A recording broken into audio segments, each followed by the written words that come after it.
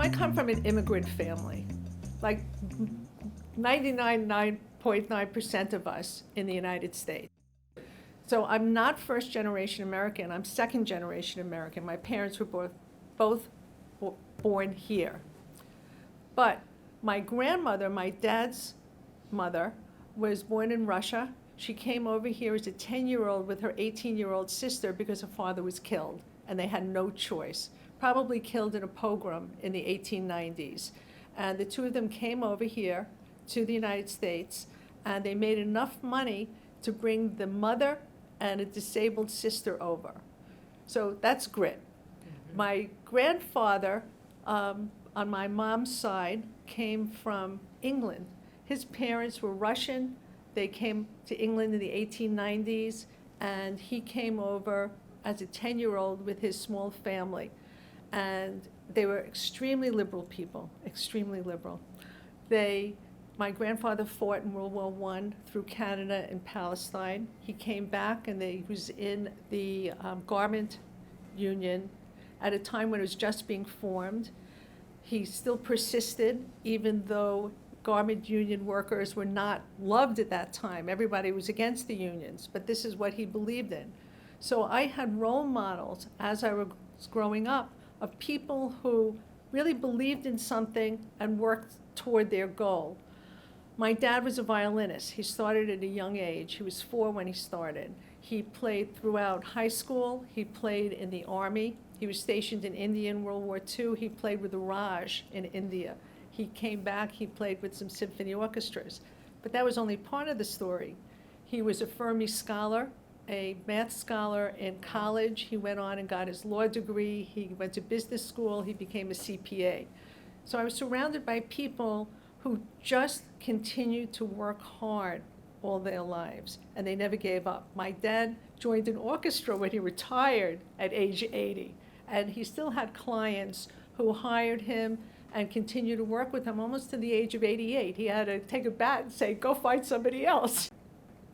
So those are my people. My sister, for example, is a doctor. When she was 8 years old, she made up her mind that this is what she wanted to do in life. And she went to a 6-year college medical school program, and she became a doctor, and she's still a doctor to this day. She raised 2 kids being a doctor, and she loves her practice. She sees a lot of women, Muslim women and Orthodox women. She works in the 5 towns because they want to see a woman. They do not want to see a man. My law school was a very different type of law school. Again, I started in 73. So I was in law school from 73 to 76 in Washington, D.C., which was a very segregated city. It still is now.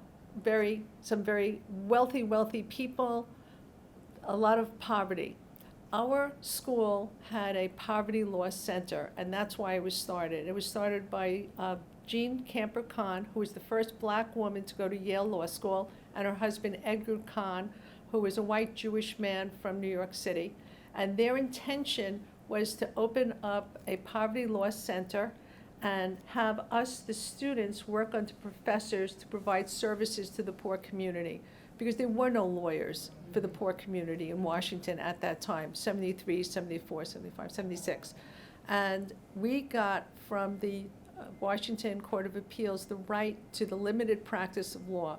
So we could represent people in family court on certain things. We could represent people on certain types of cases under $10,000. We could represent prisoners on habeas corpus and on disciplinary shots, and on certain types of low-level crimes.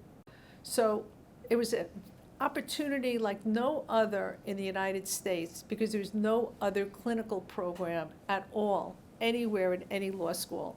And I finished high school in 3 years. I finished college in 3 years. I did both very quickly. I wanted to get out there into life. I wanted to live and work. Right. So I was very young when I started law school. I think I was 20. Wow.